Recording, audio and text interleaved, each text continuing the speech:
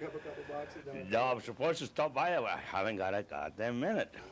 Between my grandmother and the television shows and stuff, you know. Yeah, they were telling us you're really doing. You must have done 20 interviews since you've been in town or something. God knows they kept track of them. I just do. I said, what's next?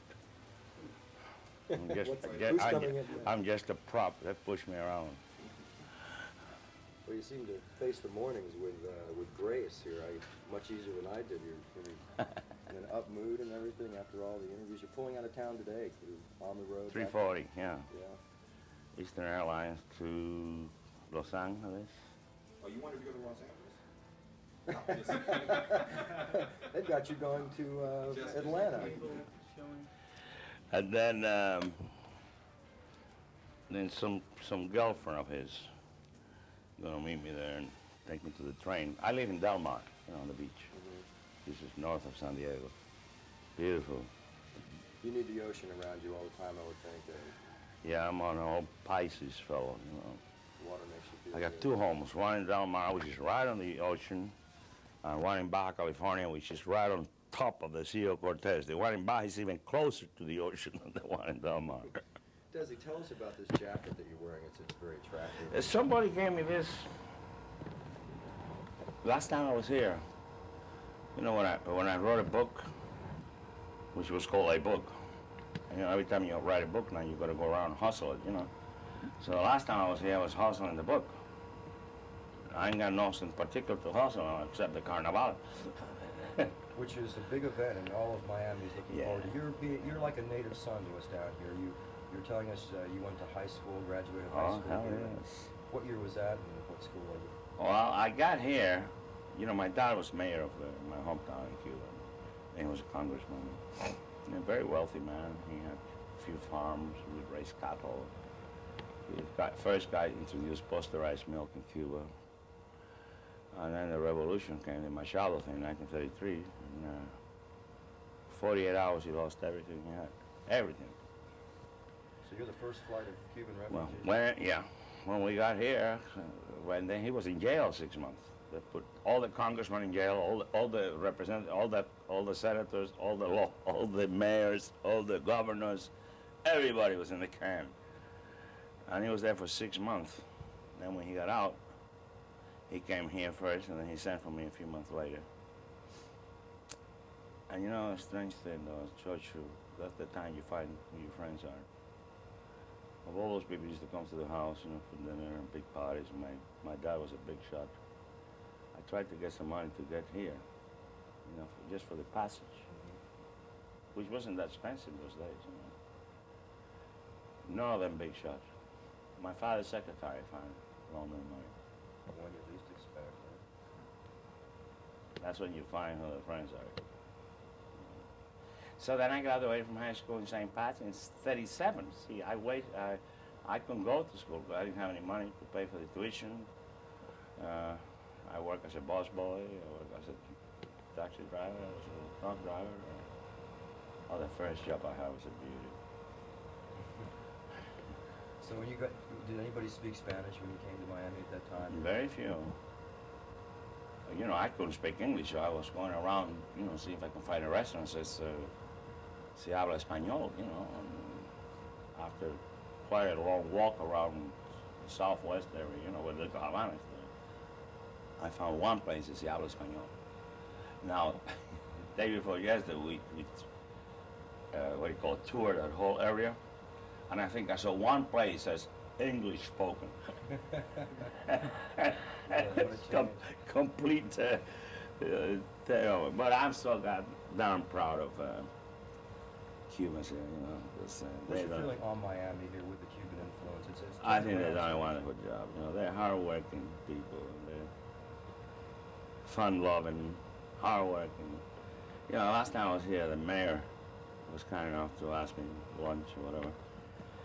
And I said, well, what do you think about my Cuban compatriotas, compatriots, He said, Desi, if they left Miami, we all go broke. He said, they've done more for the economy of the town and everything, so I'm very proud of them. And one of the things that we hope to do in the Carnival, first of all, is the most fun I ever had in my life. I remember when I was a kid, gee, I never missed that, you know, 3-4 days all week, you know, and everybody dancing, and the beautiful gals and costumes and Spanish music. Mardi Gras. And Spanish yeah, they're like the Mardi Gras, you know, yeah. They had it in Havana, they had it in my hometown, and we haven't had it since pre-Castro days, you know. So we're gonna hope to make it as good as it was. What kind of a role are you playing in the planning and the organization of this? Tell us about that. You want to bow now or later? I am the king of the carnival. Want to kiss my hand or later? You're getting your orchestra back together specifically for this? Yeah, I had some of them here the other night. Marco Rizzo is another Cuban, great pianist, great, and you know, he worked with me for 20 years. Now he's doing Carnegie Hall with the symphony orchestra and all kinds of things, and he writes his own stuff, and I haven't seen him for 20 years. So when these guys call me about the carnival, I said, geez, so I gotta get, you know, somebody to help me with the music and stuff. You know, if I'm gonna do something, I wanna do it right, you know, or not do it. I'm trying to put the band together in California, then bring all those guys out here. First of all, it's very expensive. So I found him, he was in New York. I said, will you come down a couple of days, you know, just to kick this thing off, and then we can talk about it and help me with this, organizing the stuff for March, you know. And then the other guy, that was also another arranger of mine and pianist. I had 2 pianos at one time. The album we did for RCA, for example, we featured both Marco and René Toussaint, who's here in Miami. He lives here. He's got an orchestra here. So, you know, he's going to be in charge of getting all the other guys, you know. But with these 2 guys, and we got our drummer, our first trumpet player, so, you know, in pretty good shape, because the other guys, they can get. They're very good musicians. Knowing the reaction you're going to get when your orchestra plays in Miami, is there a chance that maybe there'll be a road tour set up for Miami or Latin America with your orchestra? Latin America, maybe. There's such a Because I never done that. And they've been talking to me about that, and I'm a lazy son of a gun, you know, I don't know. You know, I like to stay at the beach and go fishing and play golf, you know, but they've been talking to me about a Latin American tour, and I never seen Argentina, Brazil, Colombia, Venezuela. I never gone any further down than Panama. So it might be fun, you know, if we got the group ready here for the Carnival. Do a series of shows here in Miami and then go on the road. And then take the guys to the Latin tour, you know, because it'd be fun, you know.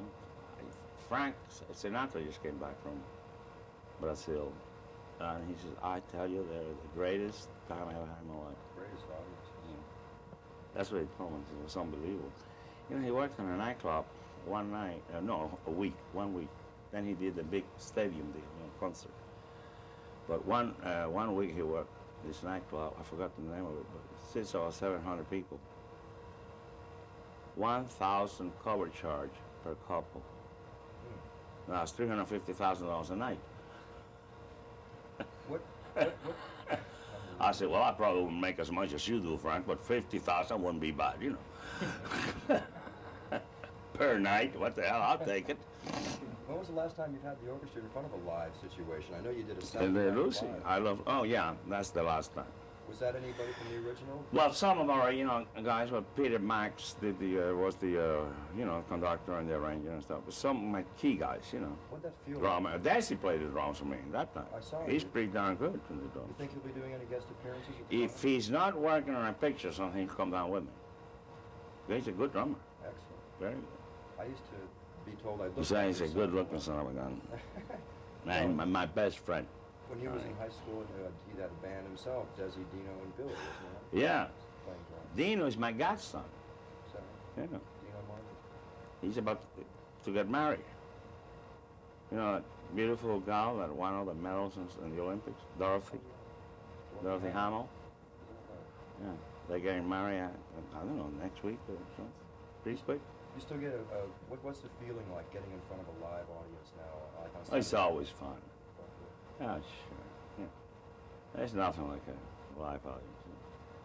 That's why we had so much fun doing I Love Lucy, because we were the first ones to do it with multiple cameras in front of an audience, you know. And, you know, I like thing that we were listening to before with the album, you know, that was done in front of an audience. Hold this up and tell us a little bit about what we you have Well, the this won't come out till after the first of the year, but it's the original soundtrack from the show, with the original Desi Arnaz orchestra. And it has some, you know, the ones that the people like the best, you know, like you and Pete and Babalu and Cumbanchero and Granada. Lucy's in it with me. We have some, you know, what I thought was some of the best musical moments, and then some of the, you know, funniest things, you know, when she did a number with me, you know. And this guy did a beautiful job, you know, what do you call it? remix. Into the disc, because, you know, it's the original soundtrack 31 years ago. Did you do any narration now for the Yeah, some in there, narration? yeah. Just tell them what it is, you know, I said this is the original soundtrack from I Love Lucy. It started in September or something, 1951.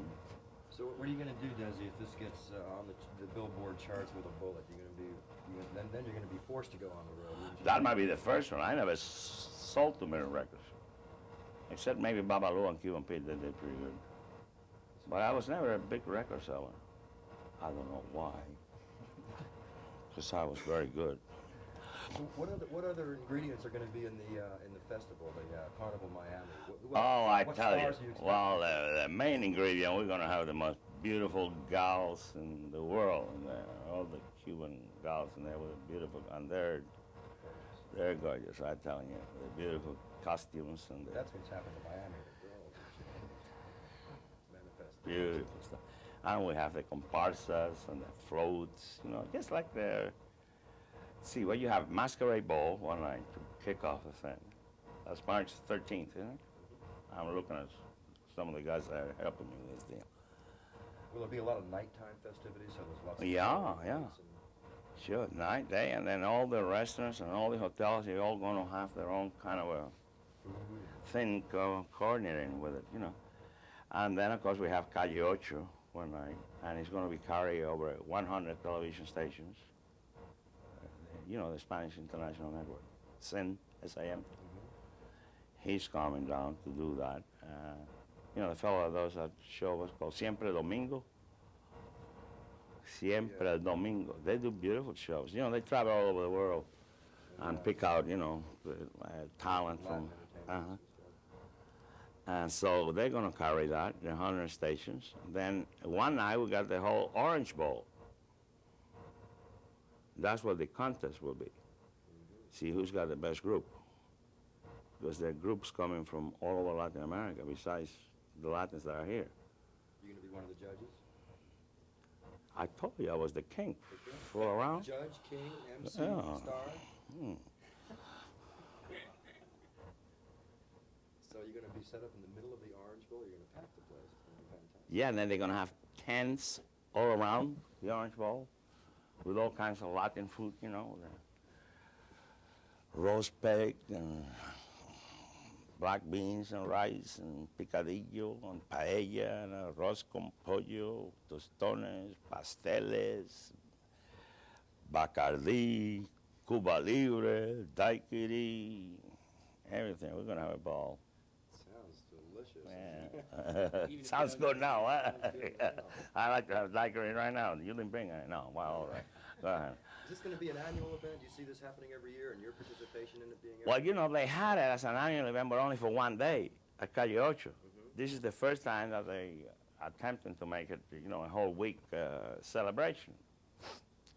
I think it is successful because it's so much fun. Yeah, I mean, how can you go wrong with beautiful gals and music and dancing and good food and, you know. Do you think the city of Miami... We all need a week of laughter and fun, you know, with all the darn problems that are in the world today, you know, it's kind of... How would you address those problems, Desi? You know, everybody knows the influence that the Cubans have had on South Florida, and yet there seems to be some strife, and it seems to be blame. The blame is placed in the wrong place because of the economy, and what's your feelings being here now, being here then? You know, it's not just about the Cuban problems, but you know, I've been an American citizen for a long time. I was in the Army for 3 years, the American Army. I want you to know. We have a bad habit of generalizing everything. You know, putting tags on everybody, labels. You know, and really, you know, most people are people. Yeah. sure, there's some good Cubans and some lousy Cubans, and good gringos and there's some lousy gringos, you know. And whatever you want to pick is the same thing, you know. But the people are people, you know. If the people of the world could get to know each other better without each one of our independent or individual or different governments lousing us up, I think we'd be fine, you know. I'm sure you want the same things that the Russian boy likes, or a Japanese fellow, or Argentinian, you know. That's why I think our show, I Love Lucy show, was so popular, still in 72 countries around the world. Still airing in 72 countries. Because you see, it's about people. It's about husband and wife and neighbors and friends. We never did political jokes or ethnic jokes or made fun of people that had some kind of a defect. None of that. And everybody understands that, you know. The Japanese husband and wife, they got the same problem that you got with yours, you know, or I got with my grandmother, you know, same thing, you know. What were some of the words Lucy always used to make fun of you on the show for that you used to say? There was a couple that you used to, I can't recall which ones you used to say that you said she would... If, you know, when I think about it, I don't say it wrong. That's the problem. Once I become aware of it, I usually have trouble with the NGs, you know, at the end of the word. You know, I kind of brush off the G, you know, instead of saying thing, I just say thin. You know, I'm kind of lazy, you know. Now, if I think, if when I sing, I don't have the accent. It's like English. It's strange. English too, when I say, you know, they don't sound English. What's another one? D-O-N apostrophe T. Don't is the right word, right? I said don't. But see, if I think about it, I can say it right.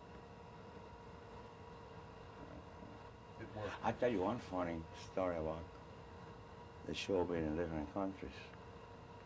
This might be a good one for you to finish the deal with. Very popular in Japan, you know, both places.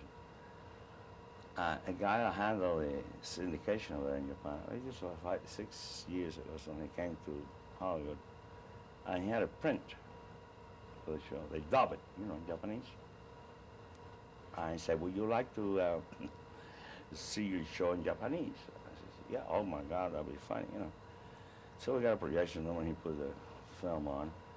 And you could swear that Fred and Ethel and Lucy and I are talking Japanese. I mean, they do it. It's a great job, you know, they're dubbing, you know. So, I never had so much fun looking and listening to this thing, you know.